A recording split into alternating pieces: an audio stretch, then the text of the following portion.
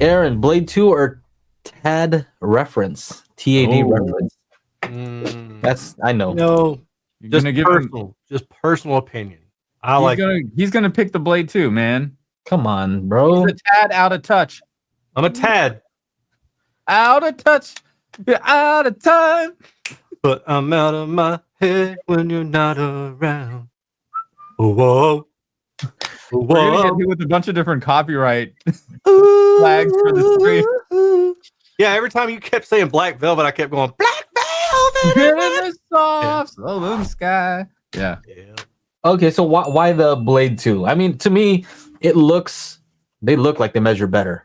Just overall, like the measurements objectively look better. Well, the Blade 2, I think, is more full range, if I recall correctly. The one thing that I did like about the TAD, I think it had a little bit wider dispersion. So there you go. Yeah, the true voice of reason's got it right. Yep.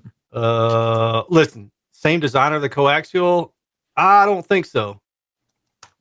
No. Andrew Jones, I think, may have designed the whatever. I can't remember now the reference, whatever it was. Huge one. Coaxial. Yeah, they had like the one I had was a newer model that came out like 2022, I think. But I don't think Andrew Jones had anything to do with designing the coaxial and the Blade 2s, or like the Blade 2 meta. I don't think so. I'm looking at the at spinorama.org. TAD compact reference 1. And I'm looking at the Blade 2. Hold on. I guess I should just share it. Yep. Share it. Nah, who cares?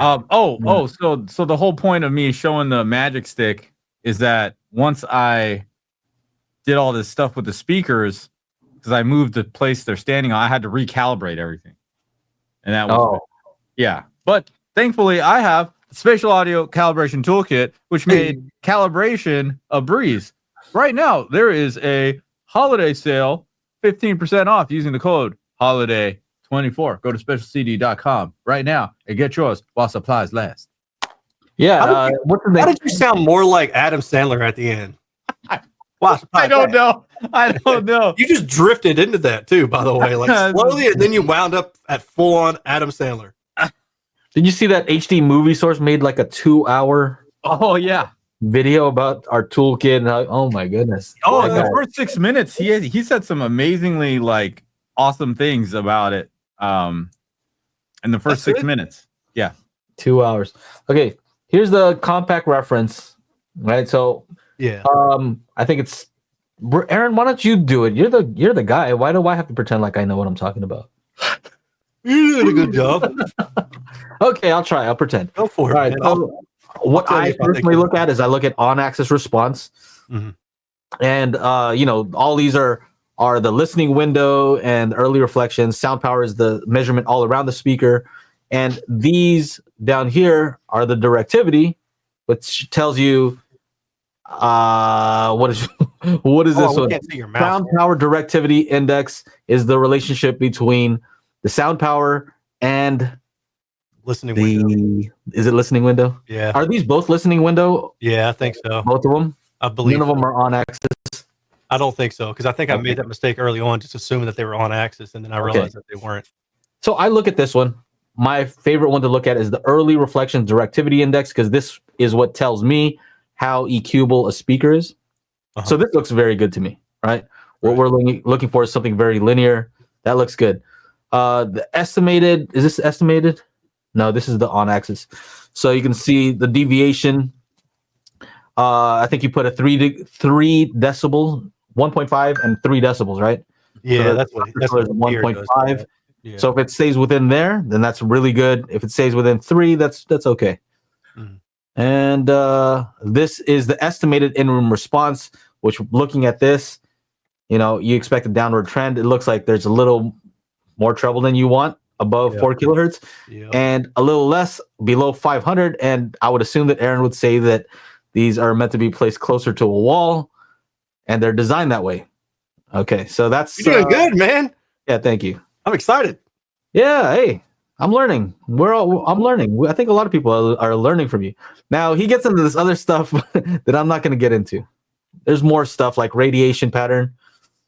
Radiation? Does he show this the same way as you? No, huh? With the polar plot? No. Oh, yeah. I think it's easier to see on yours, actually. It just depends. On the polar plots. But this is showing a... What would you say this is? 60 or more? Oh, man. So I can't even tell what's horizontal and vertical. Yeah, I'd have to spend some time actually staring at that. Oh, well. It looks like it's a pretty wide radiation pattern. I guess. Yeah, I want to say it's about plus or minus 60 from memory because I recall it being a little bit wider than the KEF. Because it's coaxial, the vertical and the horizontal are more similar than you'd expect from something that's like a two-way design. Yep. Okay, so that's that. That's the compact reference, and then let's look at the. This is seriously. I've looked at almost every measurement from this website because I'm insane. Like I've went and I looked at all of them, and I think the Blade 2 metas are one of the best that I've ever seen. Yeah. Right next to this Borresen right here, X3. No, just kidding. Not Kidding. Hold on, let me see. What is this? Just curious. I'm not trying to start anything here. Yeah, you are. Yeah, you are. No smiling. No smiling. Oh, that hurts. Ooh. Ooh. I mean, good Lord. Ooh. I'm not. No comments. Just sounds. Ooh. Oh. Good Lord, have mercy. You know what that is? Yeah. Okay. Yeah. Okay. So that's. We're not looking at that one. Sorry. Let's stay away. I meant to look at Blade 2. Meta. Erins audio corner. Oh yeah. Oh my goodness. Look at that. So on axis. Yep. Here's that how EQable is. Who cares? They're not going to need to EQ these. I wouldn't touch those. You really don't need to. No. Woo! Linear? Yeah. That's linear. Yeah. Woo! Awesome. Oh, estimated in room. Whoa! A little bit of a mid bass thump there. Mm-hmm. Oh mid my bass humpty hump. Humpty hump. What comes closest to this? I don't even know. Maybe some of the Dutch and Dutch. Maybe Dutch and Dutch. Maybe. Let me see. The only problem with something like the Dutch and Dutch is its vertical offset, so it's going to looks a little bit funky when it gets there. If it's just straight horizontal, it's not. It doesn't look like that. But it's not bad. It's not bad. Dutch and Dutch. Yeah. Okay. How about what is another one that's like the Dutch and Dutch? Key Audio. Key Audio 3. Yeah, that's similar. Speaking of which, I need to email those guys too. Oh. Not as see. This is what I mean. On axis, you can get flat, right? A lot of people can DSP that to make that flat, and like so. This is pretty. That's extreme, right? That's within that 1.5 dB. Yeah. But this is what I always look at. This green line here, the directivity. Yeah, but so much of that like is because of the tweeter to the mid-range distance. So you're almost always going to have that in a non-coaxial speaker. No excuses. No excuses at all. So the R3 Meta is another one that's objectively performs really well, or the Reference 1 Meta, KEF's Reference 1 Meta, I think probably is one of the best. Why don't you put an affiliate link then? Generic one. Oh, I need a generic one for that. See, this is not as the other one's like crazy. Yeah, you go look at the Reference 1 Meta. I'm curious what that one looks like. I haven't looked at it in so long.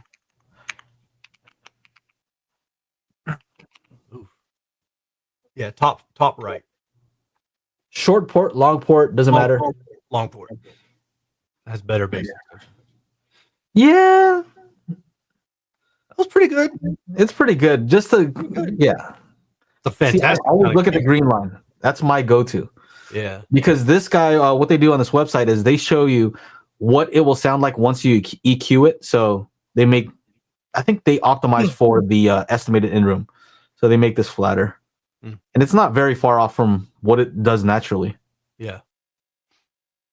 But just as a quick reminder, let me just go back one last time. Blade 2. Boom. Oh my goodness. Look at that thing. Woo! That's insane. Yeah, that thing's legit. That is insane. Let's see. It's one of my favorite speakers. I bet on the EQ version, there's probably no different. Oh, just this little That little humpity hump. I wouldn't even touch it. I'd let it ride. Yeah.